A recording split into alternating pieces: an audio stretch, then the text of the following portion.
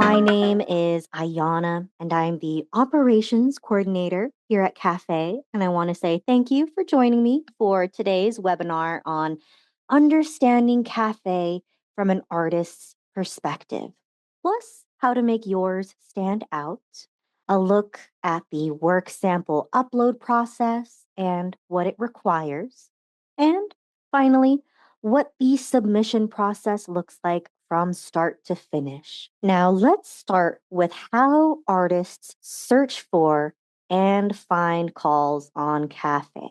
The call listings page is located under the Find Calls menu if you're not logged in.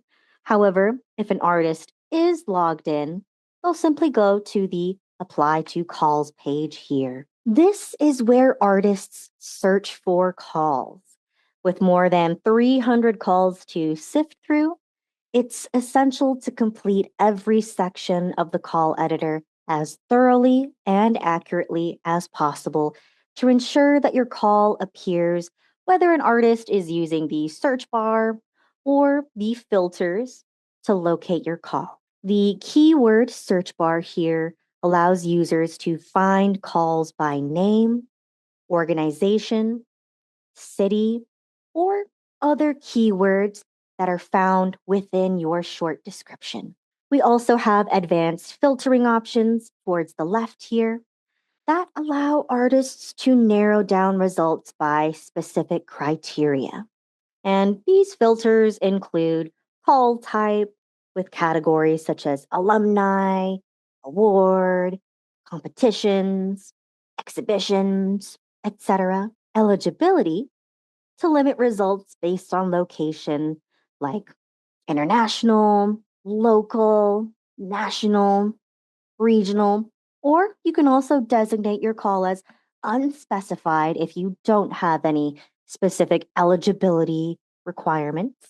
We also allow artists to filter by entry fee or participation fee or project budget so they can stay within any sort of budget that they have. And you'll notice here we also allow folks to filter by deadline month. They can also choose to view a calendar view if that's easier for them. And lastly, they can also choose to sort by location as well, whether that's region or state. Now, I am going to click on a quick example here. We'll just use this client right here. Each call listing is shown as a card or section, as you can see, providing a short description of the opportunity. And this is your chance to draw in the artist and get them interested in your call. You'll use this short description area to highlight your project's key information, improving the chances of an artist clicking on more info to view your full prospectus, or the Apply Now button to get started with applying. To help you make the best use of the short description, we recommend avoiding wasting words and characters by adding unnecessary details or details that may be better suited for your long description. We automatically also include visual cues such as deadline is today or days remaining. And we also provide important information like call type here, eligibility, the state, and the entry fee or project budget. Each short description includes a more info button to view the full prospectus, like I mentioned, and that Apply Now button, which will lead them first to your rules and terms to apply, which the artist will need to agree to before they're able to view your application form. Now, if I just click on more info here, we'll just take a peek at this client's prospectus page. This page, apart from these key details here at the top, this body of text down below here is your long description and application requirements section. This section provides everything an artist needs to know before hitting apply. It represents a essential part of your call, second only to your form questions. And why is this section so important? It really serves as the key component artists use to decide whether to apply or not. Now, again, I just want to highlight we do automatically like to reiterate these key details like the deadline date, your contact information here to reach you if the artist has any questions regarding the project or exhibition itself. And the rest of this page, like I mentioned, is the public facing prospectus. If key details are missing, unclear, or buried, an artist may choose to leave instead of contacting you for clarification. This is especially true for the many artists who don't start an application until the deadline is approaching. Formatting also matters as well. Artists apply oftentimes, through their phone or in tablet, and before you publish, previewing the page like an applicant, scanning for any odd spacing, duplicated text, broken links, anything that looks a bit funky, we recommend double checking for before publishing your call. And if possible, definitely not a requirement, but is good to do once in a while. Maybe try to log into your admin account through a mobile device like a smartphone or a tablet if you have that handy, and preview your call through that mobile device just to make sure everything still looks good to you if you were, for example, an artist applying through your phone. Now let's go ahead and hop over to the artist side, or excuse me, the portfolio part of the platform. Now, as an artist, I'll click on My Portfolio. And before applying to any calls, many artists like to build their portfolio first by uploading their work samples into their accounts. Each portfolio can hold up to 200 images, 12 audio files, and 12 video links. There's no limit on the number of external audio or video links that artists can include, so that is also a good benefit there as well. This portfolio system is what makes CaFÉ so efficient for both artists and for you folks as administrators. Artists only need to upload their materials once, and from there, they can reuse them across multiple applications. That means you don't need to collect media through custom form questions. This feature handles all of that. So keep in mind, we do have that form question section for you folks to add any questions like, how did you hear about us? Please provide your resume or CV. Or, for example, if you wanted to receive any sort of text based files like a proposal, definitely best to do that through the form questions. But any sort of media, like even the audio links or video links, that is best uploaded or submitted through this portfolio section that we provide. So, again, we recommend avoiding creating any form questions, asking for those media materials, especially so because the jury directly ties into this portfolio page here. So when an artist submits their media through the portfolio or that choose work sample section, some of you folks have seen, that directly ties in and gets sent to your jurors. If you were to accept media files through your form questions, your jurors would not see the option to provide a score for those work samples. So that is something key to remember here. We also automatically collect those standardized artwork details, and that just ensures consistent formatting of artwork information across every call so you and your jurors can just focus on scoring. We'll go ahead and click on Add Media. to take a peek here. Now, this is the screen artists see when they upload images to their portfolio.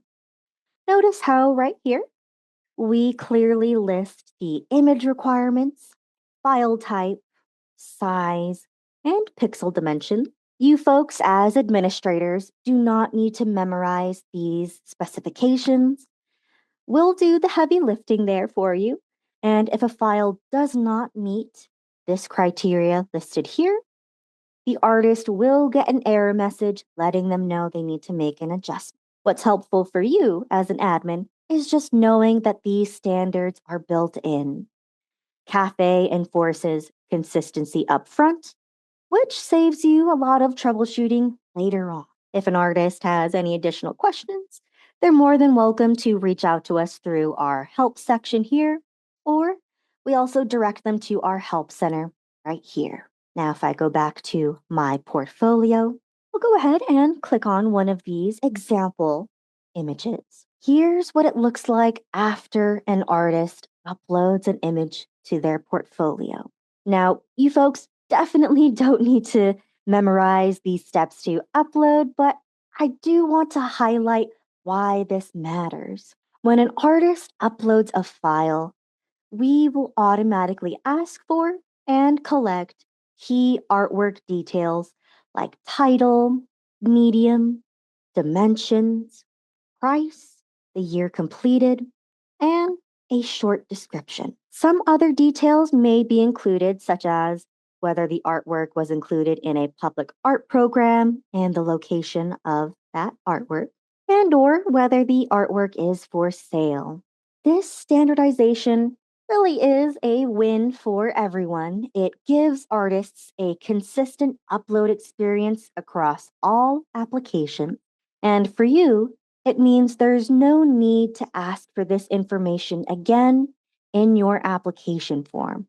It's already there, attached to each artwork or media sample. It also helps our support team troubleshoot more quickly since we know exactly which data points are being collected and how they're stored. However, I do know some clients like to ask for specifics regarding an artwork, such as if there's an insurance value or specifications like that. And if you do have any sort of specific details you're looking for regarding these fields listed here, definitely feel free to add that form question in. We just know that some artists find it a bit redundant having to both answer, the artwork details here and through the application form.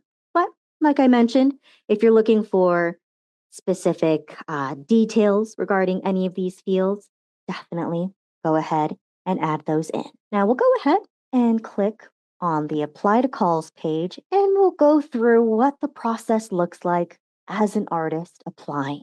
Now I'm going to pick out a example call from one of our clients here.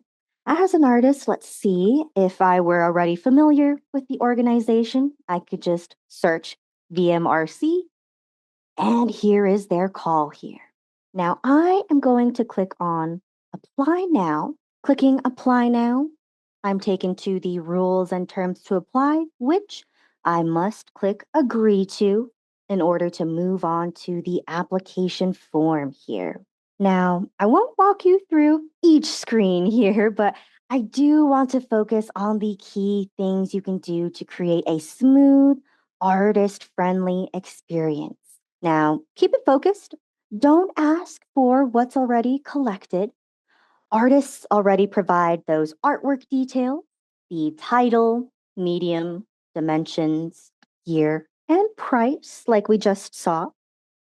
Asking for duplicate information can sometimes create a bit of confusion, or, the artist may not include the full details to their fullest extent because they may think, oh, I already added those on that other screen. Just want to keep that in mind there. And really, we want to focus on asking questions that you folks will really use. A great rule of thumb here: if you don't have a clear use for the data, Maybe you could skip over asking for it. Long applications can feel overwhelming for some artists, especially when the questions seem unnecessary or redundant. You want to keep your form simple, clear, and relevant, which, as you can see here, um, the form questions that David has added, very clear and to the point here. Have you been accepted into our exhibition in a previous year? Yes or no? And a note, all artworks entered in this competition must have been made after January 1st, 2024. Check below to confirm all of your artworks meet this requirement. So, very good there. Love to see that.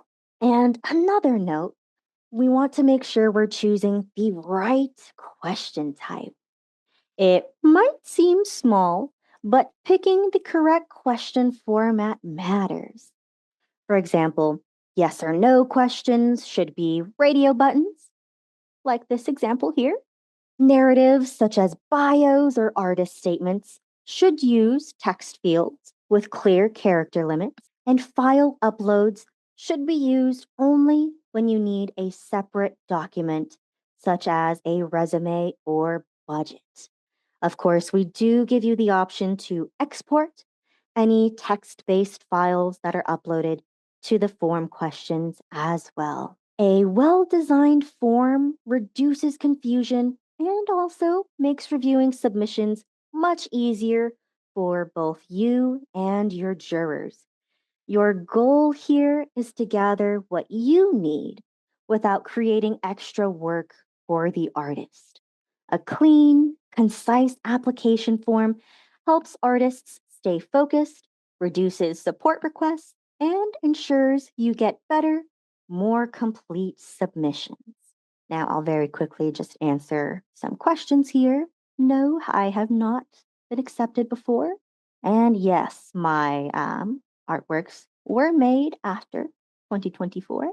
And here at the bottom, we do have this choose work sample section where artists will checkmark or pick out the images they'd like to submit to you from their portfolio library on CaFÉ.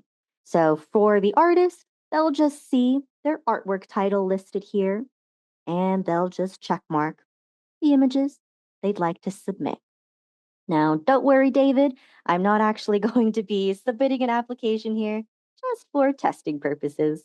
Now, if I click Save, I'll be asked to select a category for each of my images. Now, this is only applicable if you've asked or added categories under your application editor within the call editor. Let's see here where these best would fit. Alrighty, very quickly. After I click Save Categories, I'm given the option to go back to the entry to make corrections. I can view a preview, or I can go straight to checkout if I'm ready. And once artists complete the form and select their samples again, we direct them straight to the checkout page.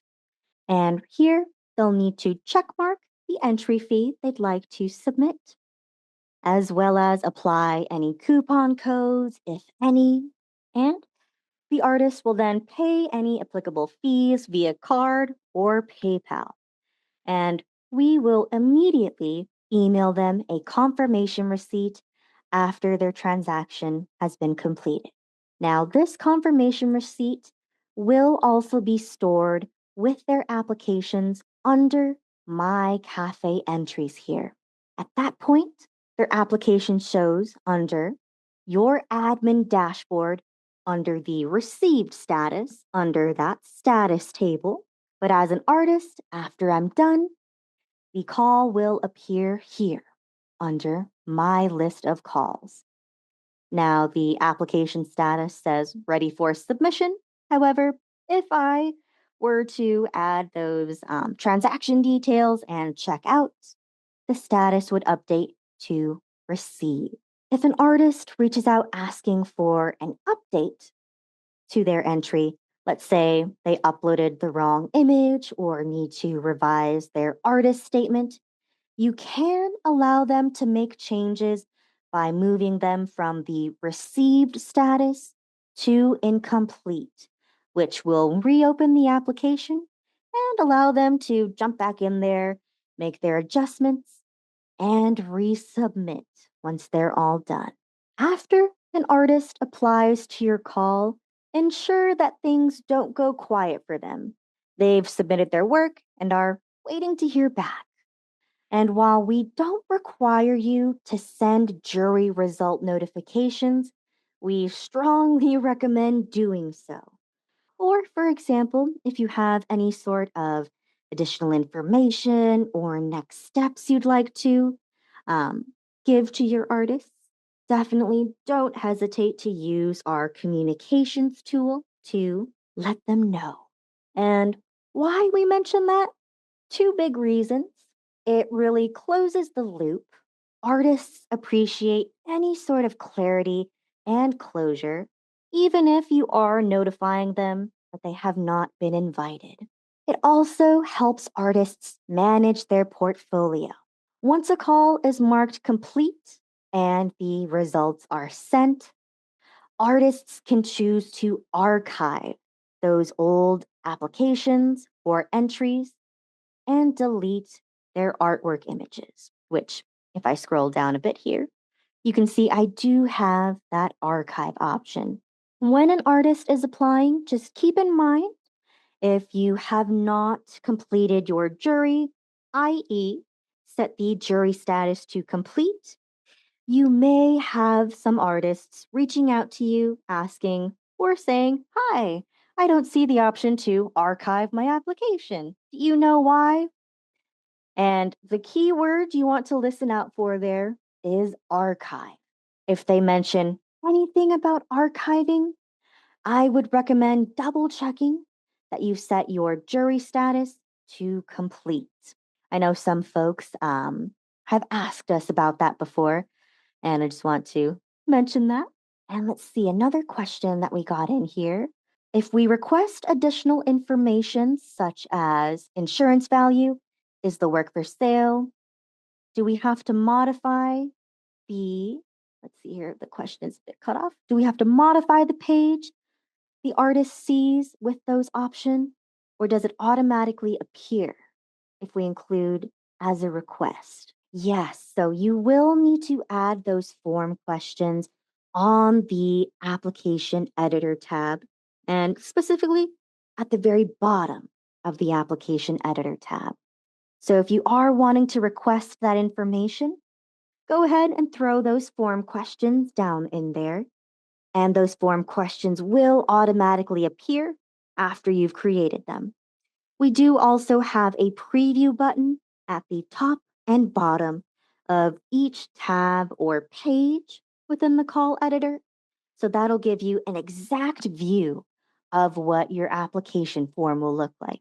And essentially, this is what the page would look like, or very similar. If you were to click preview, it would give you an exact view of what the application form would look like with your form questions. And let's see here. Two final tips regarding closing that gap with artists. Always make sure to mark the jury status as complete, because if it's left in progress or not yet started, again, artists will see different options here based off of what your jury status is. If your jury is set to in progress, artists will see their status as jury in progress. They will not be able to see their final status of invited or not invited. And lastly, final tip regarding that section, sending jury results for both invited and not invited artists can be key. Otherwise, you may receive petty emails or inquiries from your artists, even from those who are not invited. They will reach out still, wanting to know what their final status is. So, we always recommend closing that loop just with that final email or notification. That concludes everything that I wanted to cover today in understanding cafe from an artist's perspective. I hope you folks gained some useful information here regarding what exactly the artists go through, their process, and what they see. We will be emailing each of you a recording of this session for your future reference. Thank you again for joining me today, and I'll see you folks for the next webinar.